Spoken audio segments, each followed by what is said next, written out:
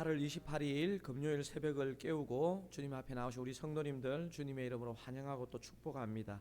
예배를 위해 잠시 기도하시겠습니다.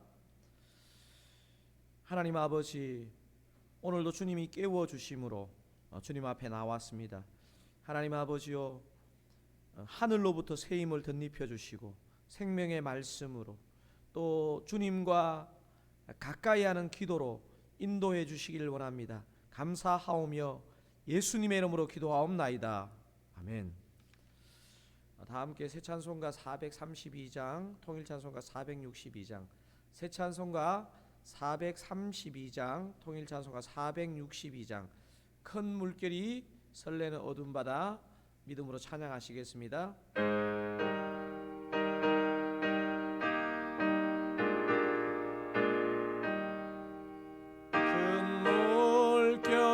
설레는 어두운 바다, 저 등대의 불빛도 희미한데 이 풍랑에 배저 항해하는 이 작은 배 사공은 주님이 아멘. 나 두려움 없네, 나 두려움 없네, 두려움 없도다. 주 예수님 늘 깨어 계시도다. 이 흉흉한 바다를 다 지나면 저 소망의 나라에 큰 풍랑이 이 배를 위협하며 저 깊은 물이 떨려 달려드나 이 바다에 노저 항해하는 이 작은 배 사공은 나 두려움 없네, 두려움 없도다. 아멘. 주 예수님 늘 깨어 계시도다.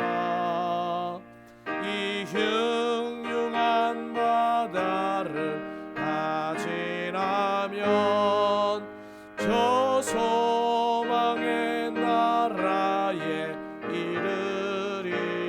큰 소리로 물결이 명하시면 큰 소리로 물결을 명하시면 바다는 고요히 잠자리라. 저 동력이 환하게 밝아올 때 나 주 함께 건너가리. 나 두려움 없네, 두려움 없도다. 주 예수님 늘 깨어 계시도다. 이 흉흉한 바다를 다 지나면 저 소망의 나라에 이르리라. 아멘. 하나님께서 오늘 우리에게 주시는 말씀은 이사야 37장입니다. 이사야 37장 1절에서 4절입니다. 그리고 건너뛰어 14절에서 20절 읽겠습니다. 제가 가진 성경으로는 구약 성경 1010면에 있습니다. 다 찾으시면 이사야 37장 1절을 제가 여러분이 2절 교독하시겠습니다. 제가 1절 읽겠습니다. 히스기야 왕이 듣고 자기의 옷을 찢고 굵은 베옷을 입고 여호와의 전으로 갔고 왕궁 맡은 자 엘리야김과 서기관 셈나와 제사자 중 어른들도 굵은 베옷을 입으니라. 왕이 그들을 아모스의 아들 선지자 이사야에게로 보내매 그들이 이사야에게 이르되 히스기야의 말씀에 오늘은 환난과 책벌과 능욕의 날이라 아이를 낳으려 하나 해살할 힘이 없음 같도다. 당신의 하나님 여호와께서 랍사게의 말을 들으셨을 것이라. 그가 그의 상전 아수르 왕의 보냄을 받고 살아계시는 하나님을 해방하였은즉 당신의 하나님 여호와께서 혹시 그 말로 말미암아 견책하실까 하노라. 그런즉 바라건대 당신은 이 남아있는 자를 위하여 기도하라 하시더이다 하니라. 제가 14절 읽겠습니다. 히스기야가 그 사자들의 손에서 글을 받아보고 여호와의 전에 올라가서 그 글을 여호와 앞에 펴놓고, 여러분 15절 읽겠습니다. 여호와께 기도하여 이르되 그룹 사이에 계신 이스라엘 하나님 만군의 여호와여, 주는 천하 만국의 유일하신 하나님이시라. 주께서 천지를 만드셨나이다. 여호와여 귀를 기울여 들으시옵소서. 여호와여 눈을 뜨고 보시옵소서. 사내립이 사람을 보내어 살아계신 하나님을 해방한 모든 말을 들으시옵소서. 여호와여 아수르 왕들이 과연 열국과 그들의 땅을 황폐하게 하였고 그들의 신들을 불에 던져 싸우나 그들은 신이 아니라 사람의 손으로 만든 것일 뿐이요 나무와 돌이라. 그러므로 멸망을 당하였나이다. 함께 읽으시겠습니다.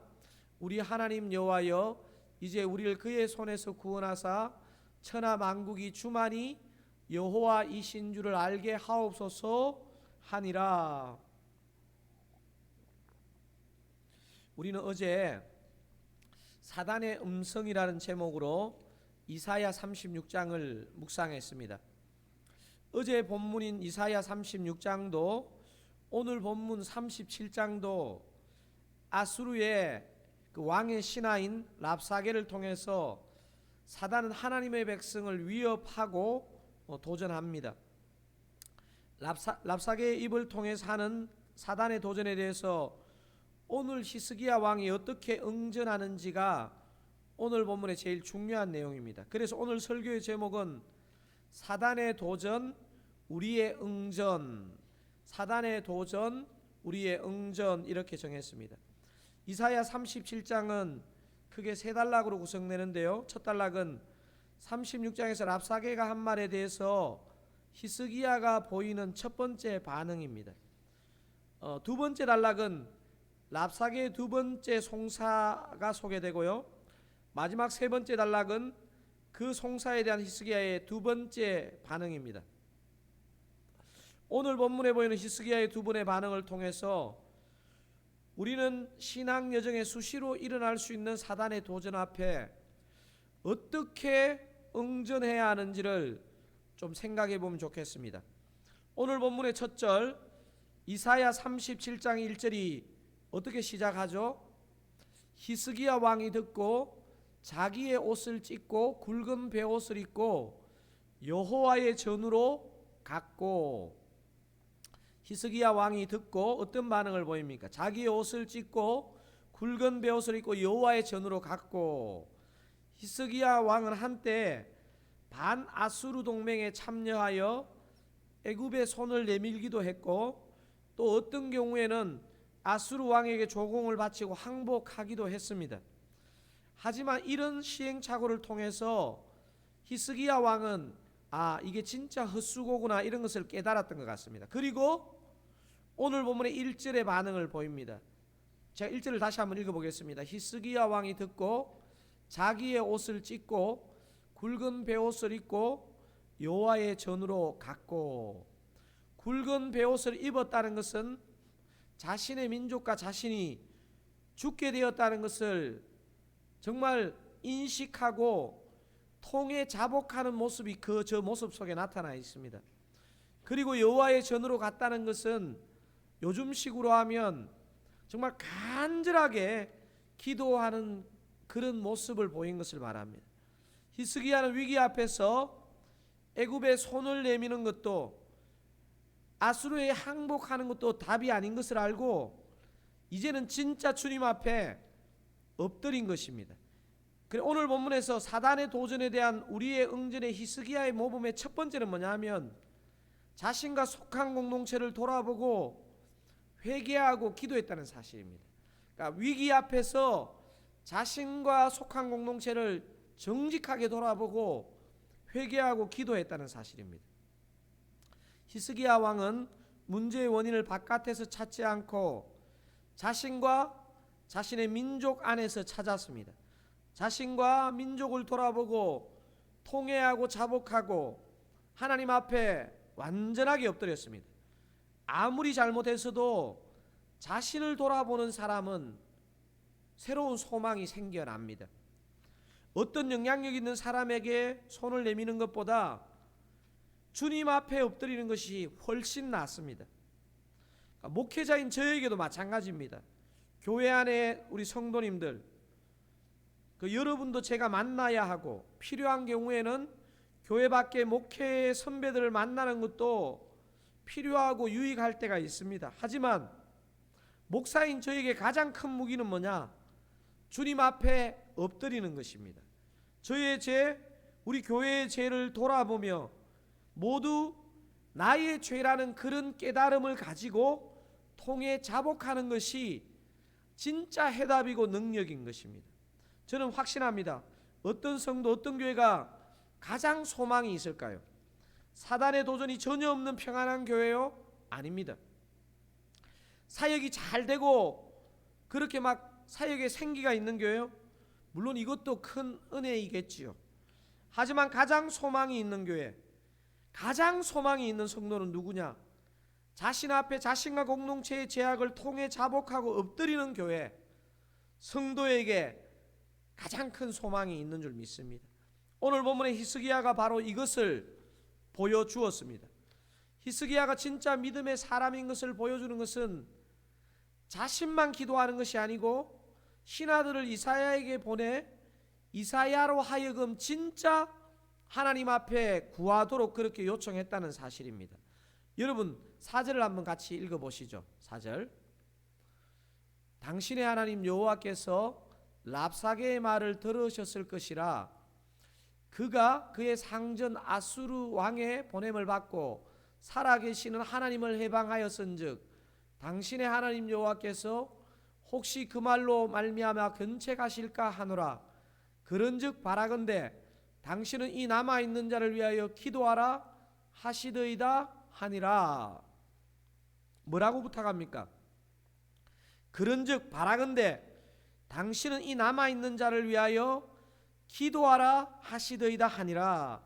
그러니까 사단의 도전에 대한 우리의 응전에 히스기야가 주는 모범의 첫 번째는 자신과 속한 공동체를 돌아보고 회개하고 기도했다는 것이라면, 두 번째는 믿음의 사람에게 중보를 요청했다는 사실입니다. 문제 해결이 정말 하나님의 손에 달려 있다고 믿으십니까? 그렇다면 우리 자신이 먼저 하나님 앞에 회개 자복하는 기도가 필요하고요, 한 걸음 더 나아가서 믿음의 사람들에게 진짜 믿음의 기도, 중보를 요청해야 한다는 사실입니다. 목사로서 제일 고마운 사람이 누구냐? 저를 위해서, 교회를 위해서 진짜 하나님 앞에 기도하는 사람입니다. 저와 여러분들도 중요한 문제 앞에 우리 자신도 기도하고 믿음의 사람들에게 중보를 요청하시는 그 믿음이 작동되시기를 바랍니다. 설교를 마무리하면서 하나 확인하고 싶은 게 있습니다. 히스기야 왕이 뭘 기도했느냐는 사실입니다. 무슨 기도를 했느냐는 사실입니다. 14절에서 17절을 한번 읽어보기 원하는데요, 14절부터 17절까지 한번 읽어보시겠습니다. 뭘 기도했는지. 히스기야가 그 사자들의 손에서 글을 받아보고 여호와의 전에 올라가서 그 글을 여호와 앞에 펴놓고 여호와께 기도하여 이르되, 그룹 사이에 계신 이스라엘 하나님 만군의 여호와여, 주는 천하 만국의 유일하신 하나님이시라. 주께서 천지를 만드셨나이다. 여호와여, 귀를 기울여 들으시옵소서. 여호와여, 눈을 뜨고 보시옵소서. 사내비 사람을 보내어 살아계신 하나님을 해방한 모든 말을 들으시옵소서. 히스기야는 랍사게에게 한 말, 랍사게가 한 말, 랍사게가 보낸 편지를 하나님 앞에 그대로 숨기지 않고 보입니다. 16절에서는 하나님이 유일하신 하나님인 것을 신앙 고백합니다. 그리고 17절에서 사내립에 대해서 하나님께 고발한 내용의 핵심이 뭐냐? 저겁니다. 사내립이 사람을 보내어 살아계시는 하나님을 해방한 모든 말을 들으시옵소서. 사내립이 사람을 보내어 살아계신 하나님을 회방한 모든 말을 들으시옵소서.